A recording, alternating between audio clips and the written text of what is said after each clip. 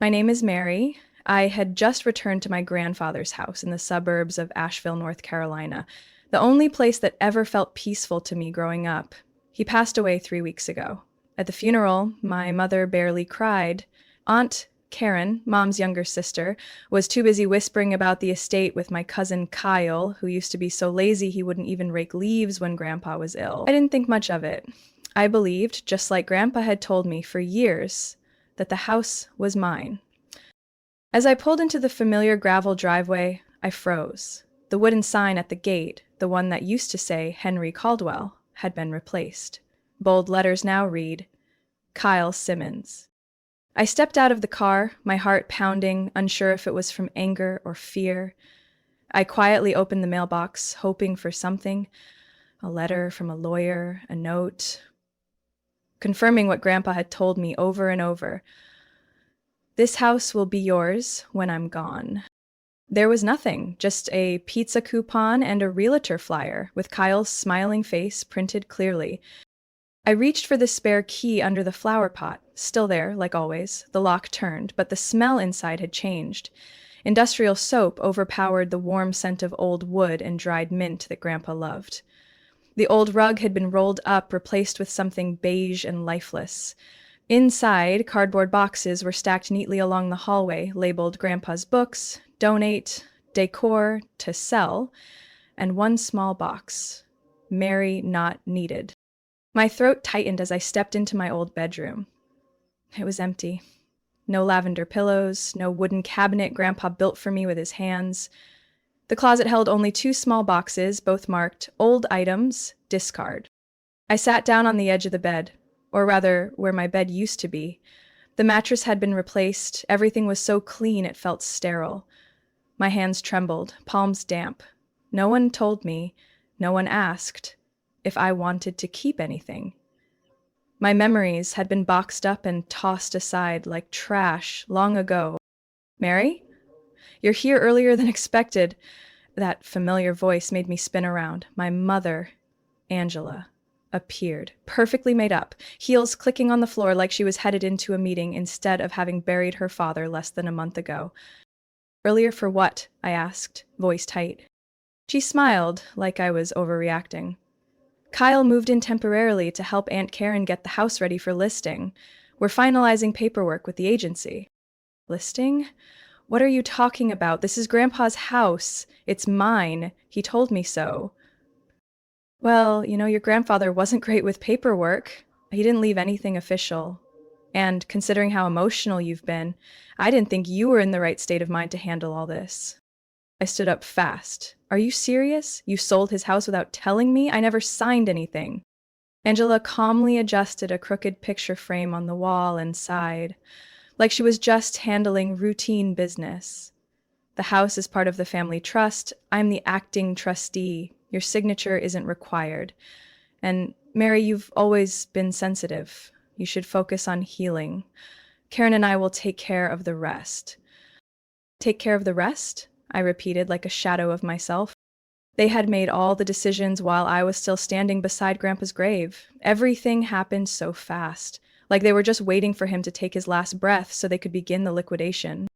Angela walked into the kitchen, leaving me alone in the cold hallway. I moved toward Grandpa's study, the place where he read, where he wrote me handwritten letters every holiday. My hand touched the old oak desk. It was still there, but the drawer was locked. I gently traced the faded engraving in the corner, HMC, short for Henry and Mary Caldwell. Something stirred sharply in my chest.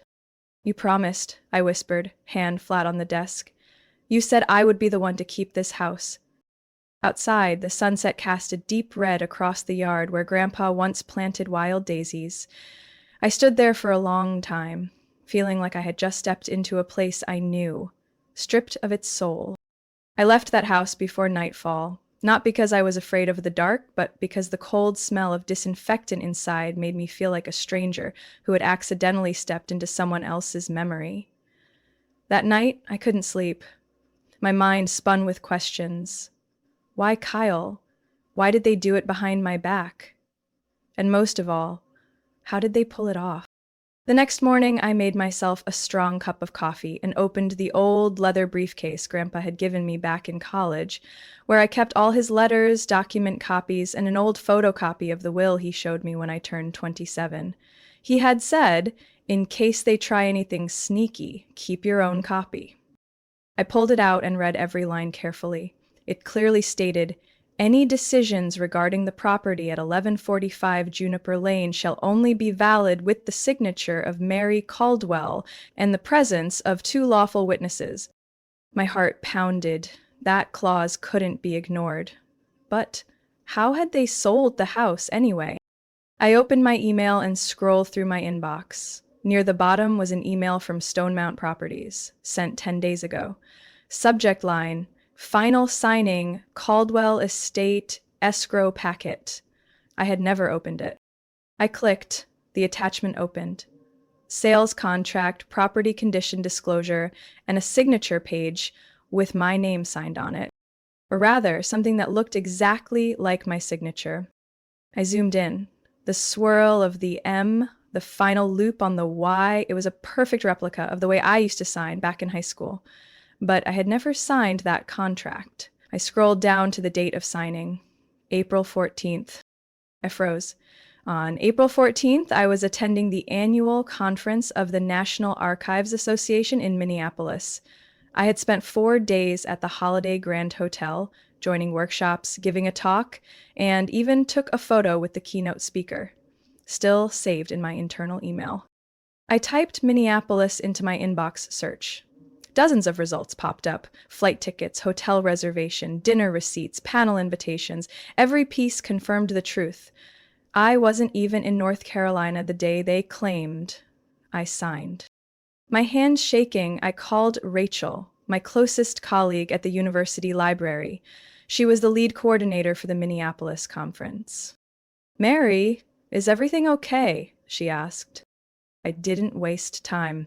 Rachel, I need something. A letter confirming I was present and gave my presentation on April 14th. Can you help? Is this serious? I think I've been conned out of my house. My voice cracked.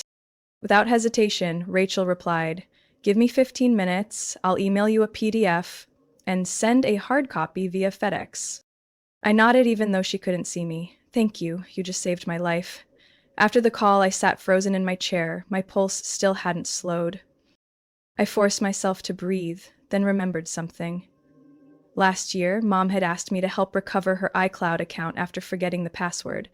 During the process, I had synced her old iPad to my laptop to reload our family photos. That iPad was still in the nightstand drawer. I rushed over and powered it on. The screen lit up after a few seconds. I opened the Messages app. Dozens of conversations appeared. I scrolled past a few recent ones, and then I stopped. There it was, a thread between my mother and Aunt Karen, just days after Grandpa's funeral. Karen Mary won't fight back. She's always easy to manage. She can't handle conflict. Angela, let Kyle take the title. He's persuasive. If Mary protests, we'll just say she's too emotional to think straight. I covered my mouth. My throat went dry. The chill I felt wasn't from the weather. It was from the truth. They knew I was gentle. They relied on my silence to write me out of my own story. I screenshotted each message, emailed them to myself, and backed them up to an external drive. One thought pulsed through my mind, loud and clear. They picked the wrong person to push aside, and I was going to show them. Silence does not mean powerless. The next morning, I woke up earlier than usual, not because I couldn't sleep, but because I knew there was no room for hesitation today. I needed someone sharp enough to read between the lines, tough enough to stand up against an entire family working in unison to manipulate me. I typed Asheville Estate Litigation Attorney into the search engine. Within minutes, one name kept popping up in reviews. Elaine Rutledge, specializing in trust fraud and property disputes. People called her the scalpel in a velvet box. I called her office, not expecting much, but the assistant had a brisk, confident tone.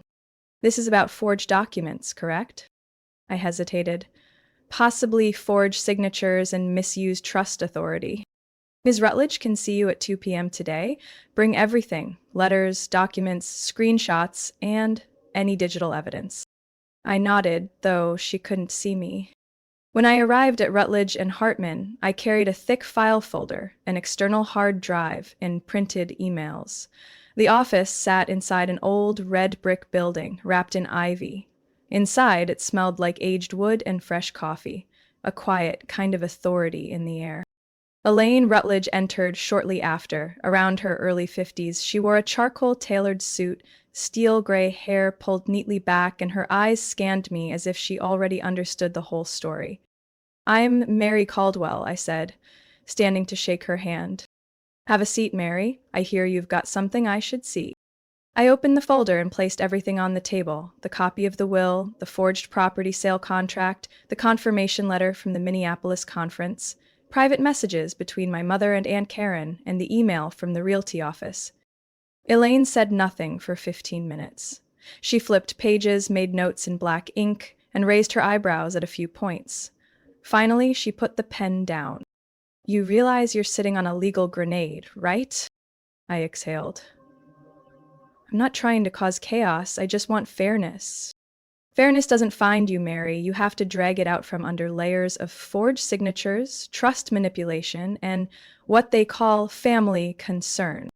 Elaine turned to the will. "This is the key clause." She pointed near the bottom where it read, "No real estate at 1145 Juniper Lane shall be sold, transferred, or reassigned under any form of trust or guardianship without the in-person and clearly documented original signature of Mary Caldwell, witnessed by 2 legal parties." I stared at the sentence, my lips trembling. My grandfather told me that. I didn't think he'd written it so clearly. Hillary wasn't naive. He knew they'd try. Elaine closed the folder. "We'll file for an emergency injunction to freeze all transactions and notify the buyer of potential property fraud." "Could I lose?" I asked quietly. She looked up. "They forged your signature. They sold a house illegally. That's criminal, not civil. If the realtor knew and helped, they're complicit.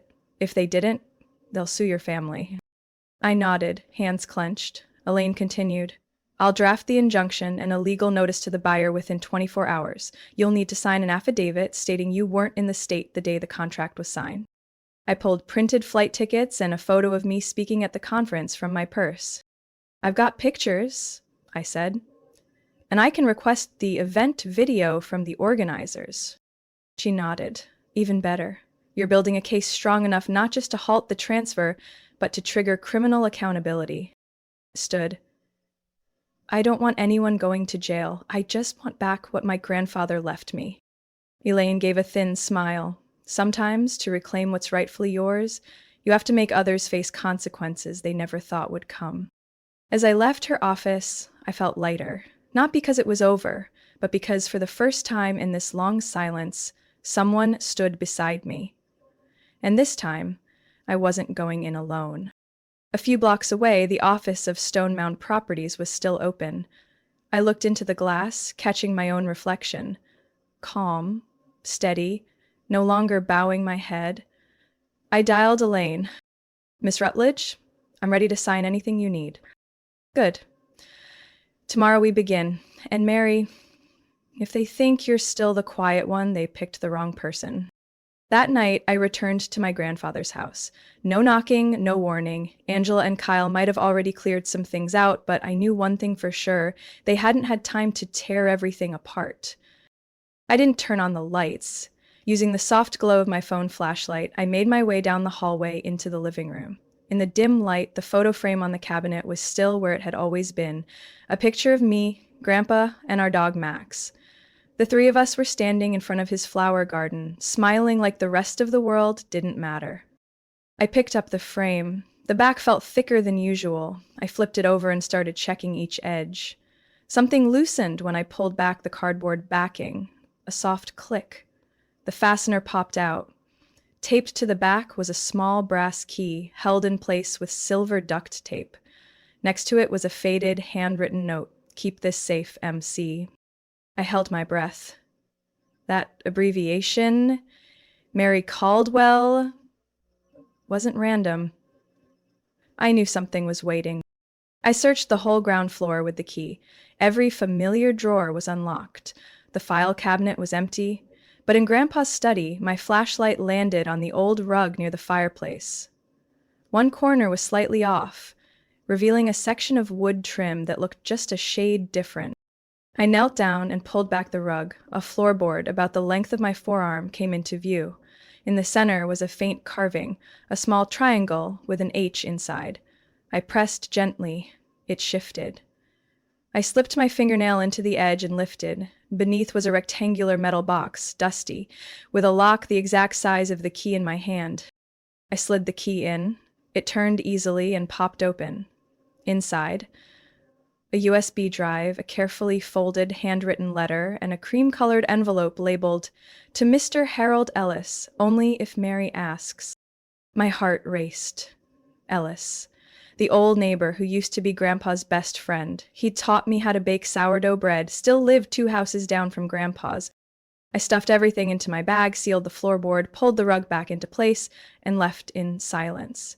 It felt like I'd just unearthed something buried, not just in dust and wood, but in fear. The next morning, I stood on Mr. Ellis's porch. The little craftsman-style house looked just as I remembered, gray stone bricks and steep shingled roof. Christmas lights were still up, even though May was already halfway gone. Before I could knock, the door swung open. "Mary Caldwell," Mr. Ellis said, squinting at me.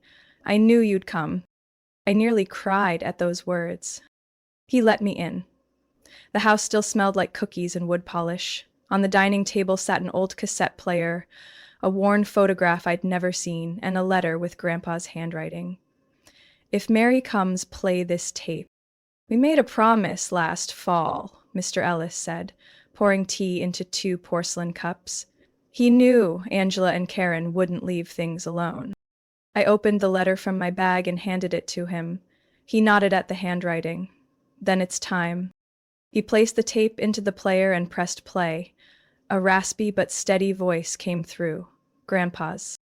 "If you're hearing this, Mary, then I suppose you've seen what they've done to the house. I'm sorry I didn't say it to your face, but I couldn't let anyone know you were the one I chose."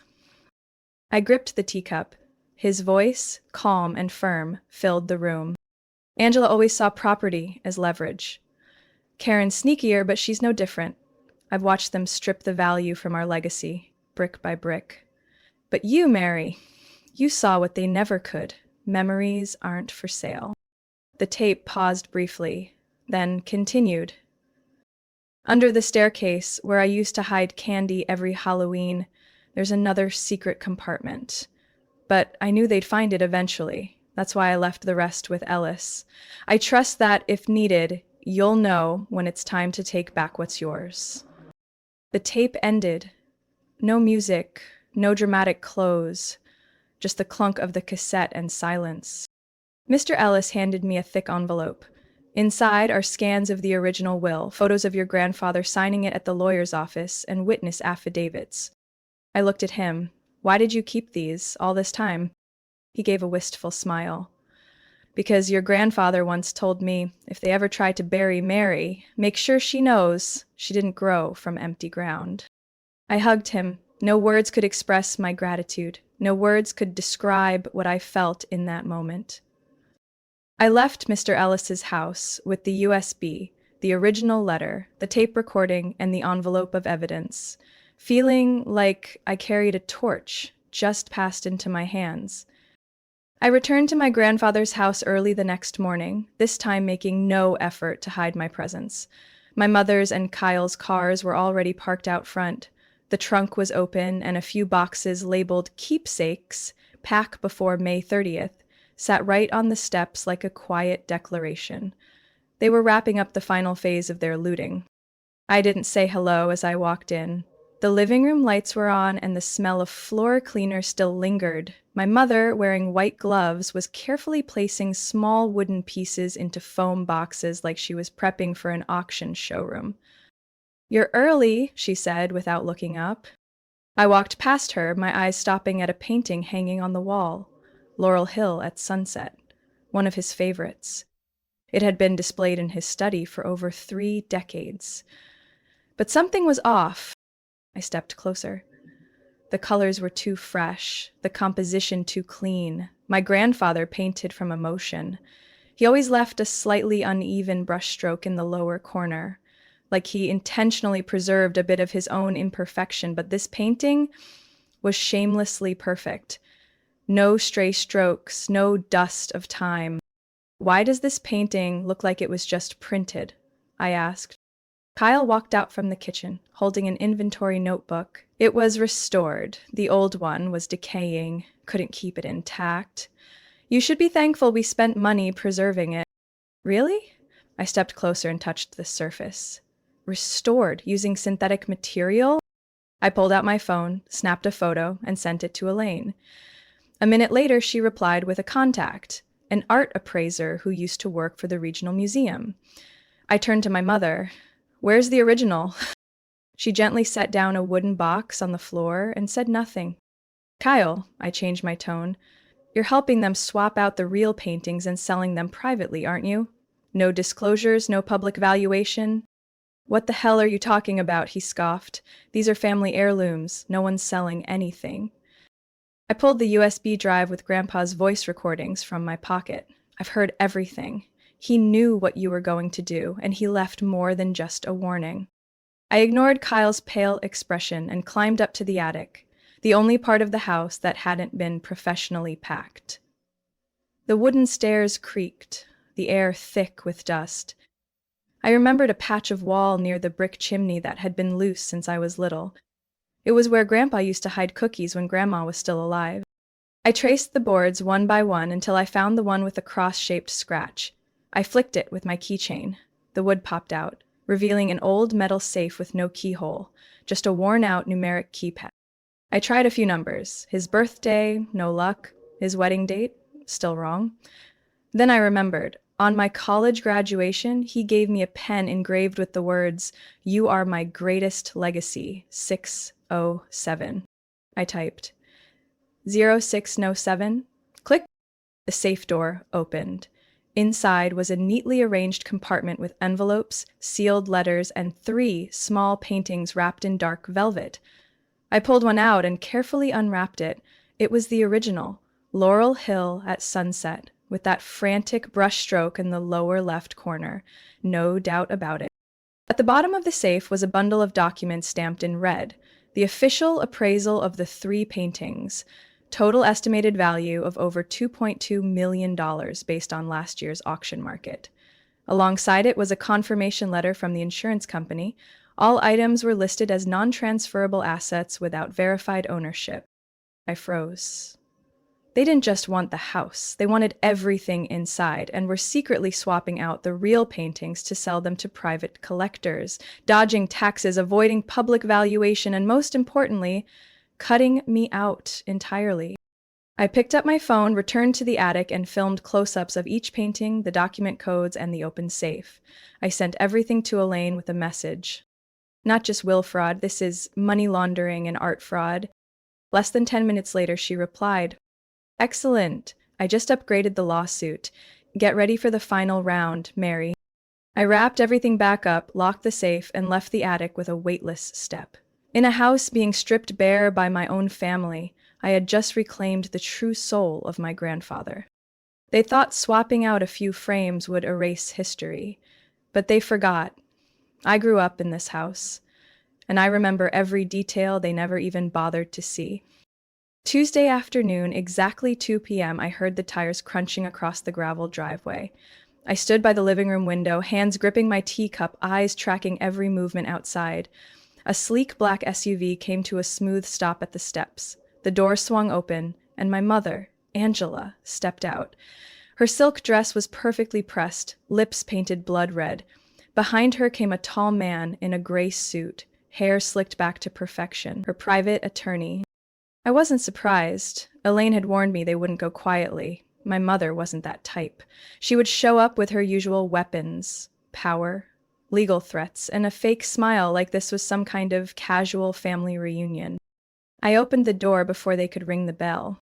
"Mary," my mother said in a calm, unnervingly smooth voice, "we need to clear a few things up."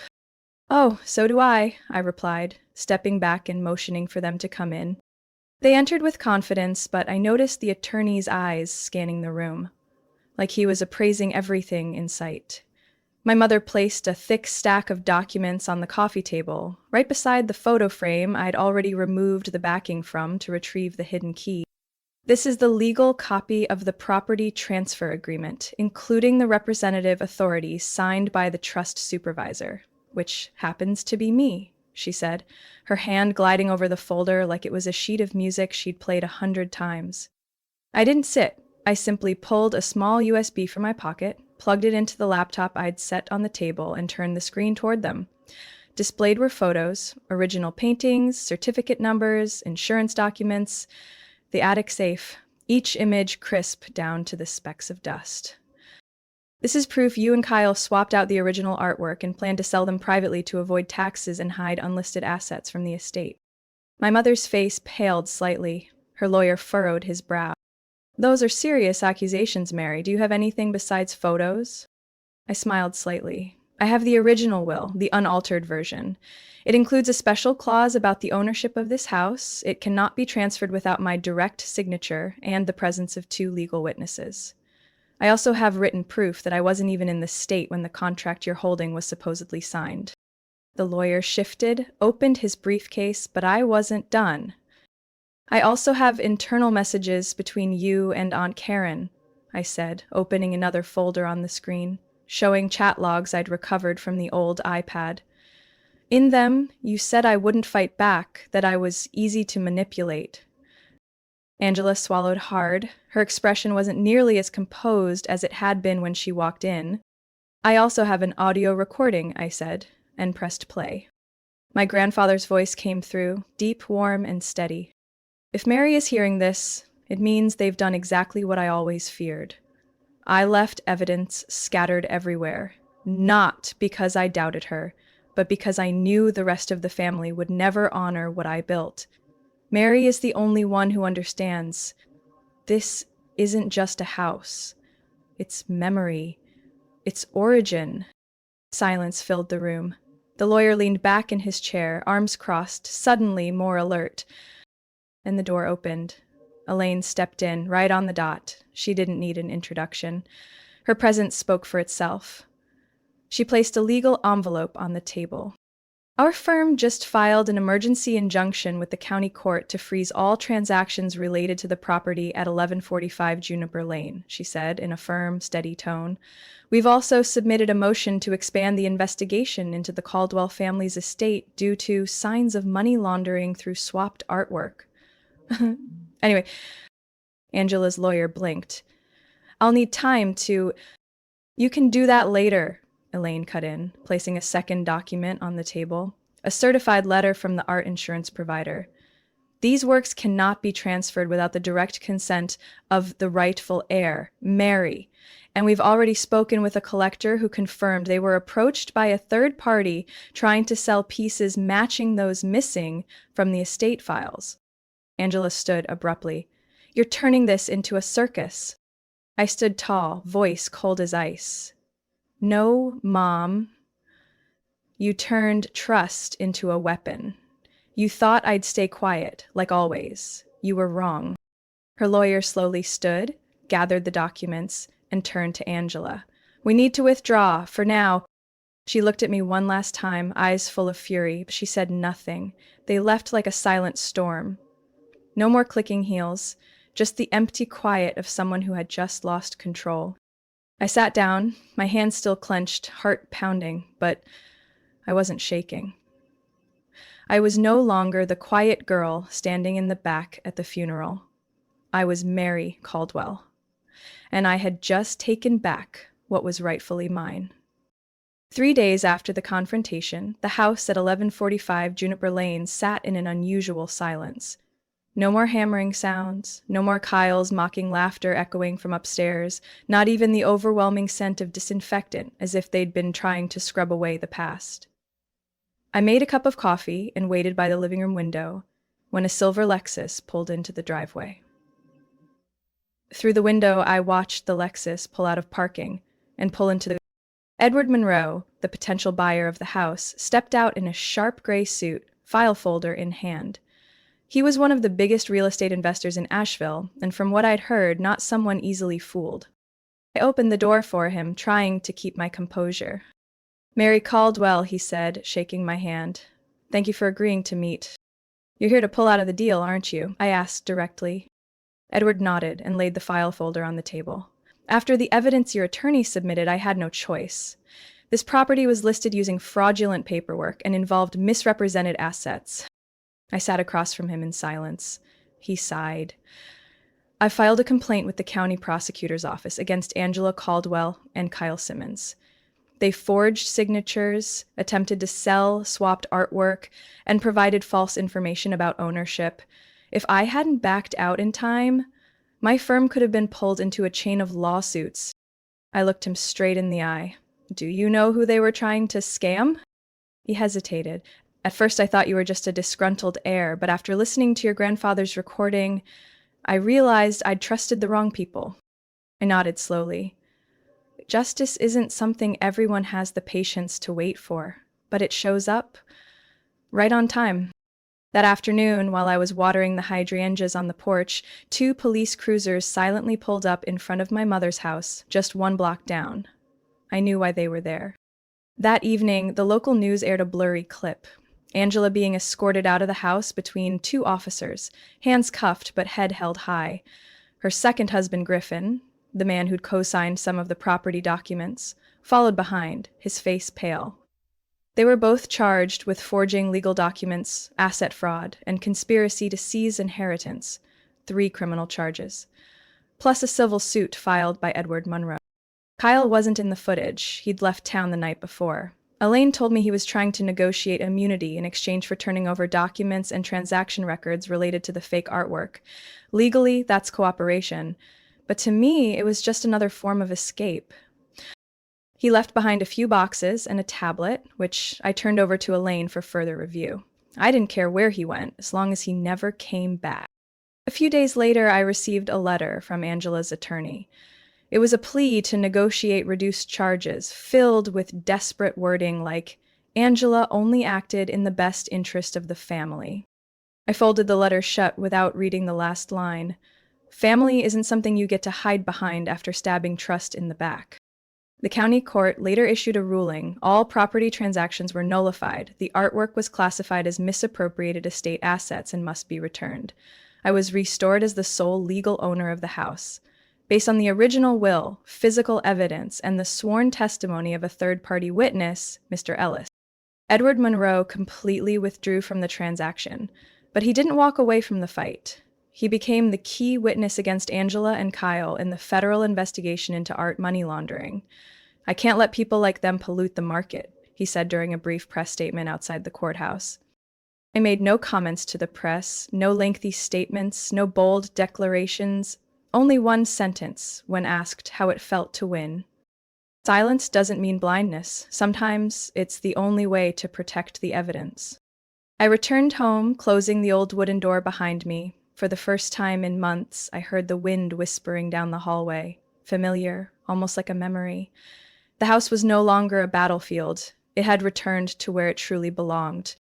A month after the final hearing, I officially regained legal ownership of the house at 1145 Juniper Lane. The American flag on the porch was washed and rehung. I replaced the nameplate at the gate with a simple hand-carved wooden sign, Caldwell House, 1963. That name wasn't just my grandfather's last name.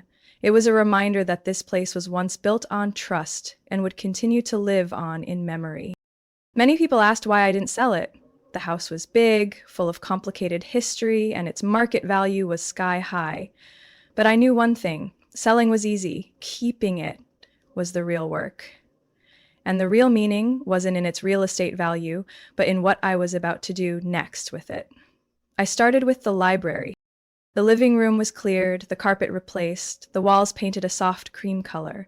I restored my grandfather's old bookshelf and arranged short stories, classic poetry, and history books, including those he used to read aloud to me back in 2nd grade. I opened the room every Wednesday and Friday to seniors in the neighborhood. They'd sit by the window, sipping herbal tea, reading Dickens or Faulkner, or just sharing a quiet moment together. I converted the old dining room into an art room for kids every Tuesday afternoon. I hired a freelance artist, Jenna, to teach them how to use watercolor, charcoal, and more importantly, how to tell stories through pictures. No grades, no pressure. We hung their art on walls, on the fridge, even on the front door. The house started breathing again, with laughter. The old garden shed, where my grandfather once kept gardening tools and a lawnmower, was fully cleaned out.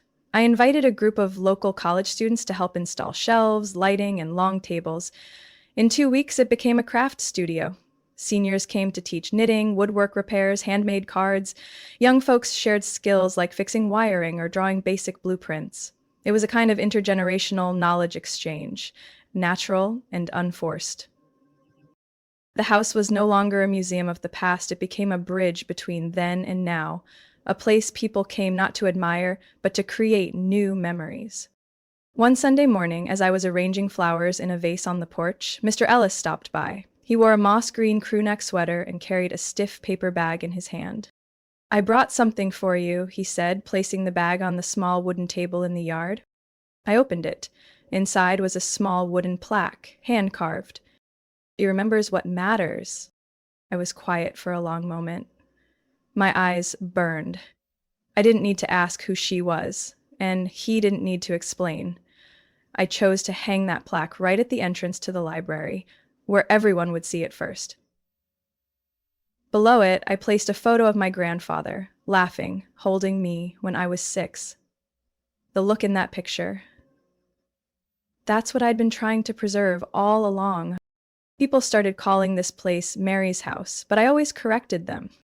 It's not mine. It's for anyone who's ever been pushed aside and decided to come back to rewrite the story.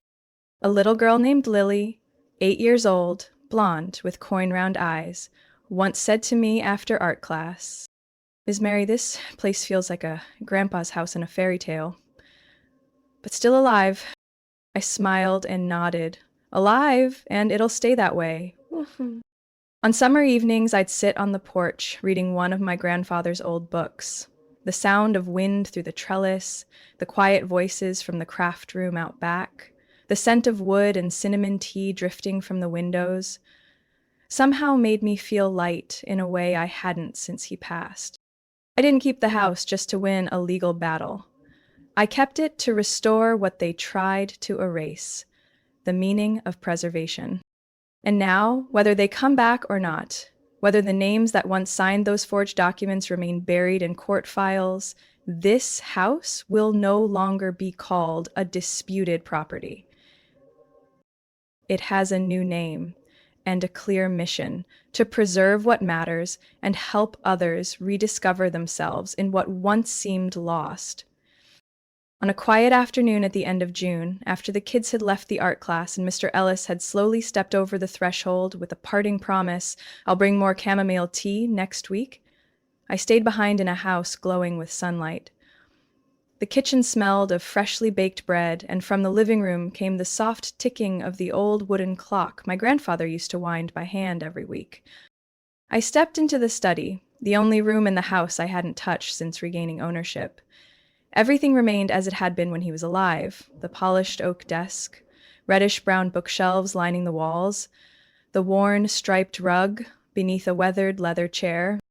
I opened each drawer: fountain pens, ink, a few unused envelopes, the textured cream writing paper he had always preferred. The top drawer held bank books, official letters, a list of titles he wanted to donate to the local library. But it was the bottom drawer, the one he always kept locked, that made me hesitate. The tiny key was still tucked beneath the pen tray, just like before. I slid it in, turned it gently. A soft click, barely audible, but my heart felt it. Inside was a leather-bound notebook, the scent of old leather mixed with wood, stirring memories of winter mornings when he'd sit by the fireplace, coffee in one hand, writing something I was never allowed to read. I opened the first page. His handwriting was steady, slanted just slightly, like a quiet nod. "For Mary, if you're reading this, it means you stayed, and I knew you would." I sat down in the leather chair, hands trembling as I turned the next pages. Nothing grandiose or overly sentimental, just scattered notes about the spring when he turned 65 and the lilacs bloomed late, about regretting not apologizing to Grandma over something so small he couldn't even remember what it was anymore, and about how lonely he felt in this very house after I left for college in New York my freshman year. One passage made me stop cold. Angela thinks property is something to hoard and control. Kyle can't tell the difference between love and entitlement. But Mary, that girl sees value in a rusty nail holding up an old winter coat. That girl is living memory, and memory needs a place to belong. My tears fell, not out of sorrow, but relief. For years I thought I was the outsider in this family, but all along, he had seen me more clearly than anyone ever had. I turned to the final page. One single line, written in black ink, now slightly smudged, yet every word hit me square in the chest. Redemption is heavier than revenge, and more lasting. You remembered, Mary. You kept the house alive. I don't know how long I sat there. Maybe long enough for the light on the porch to shift to amber, long enough for summer cicadas to begin buzzing out back. I closed the notebook, pressed it to my chest like it held the last warmth of him. That night, I placed it in a small wooden box on the top shelf of the library. Not locked away, but not easily touched either. It wasn't just a message. It was an acknowledgement. He hadn't left me the house because I deserved it more. He left it because he trusted I would do what was right. Not what was easy, but what was right. And I did. Not perfectly, not quickly, but with everything I had, memory, honesty, and the quiet resilience he planted in me from the time I was small. The people who once tried to erase me from the family story have now left the pages behind. I'm the one writing what comes next. Not with vengeance, with rebirth. Mary's story is a reminder that justice may not come swiftly, but it will come if we stay true and stand firm in the truth. In a world where kindness is often mistaken for weakness, she chose to speak up, refusing to let the past be rewritten by those who never valued it. Mary didn't just preserve a house, she safeguarded memories, values, and the unconditional love of her late grandfather. Sometimes the most powerful form of healing doesn't come from revenge, but from restoring what was once wounded. What do you think of Mary's choice? Would you have done the same in her place? Share your thoughts below. And don't forget to follow the channel for more heartfelt, thought-provoking stories about family and life.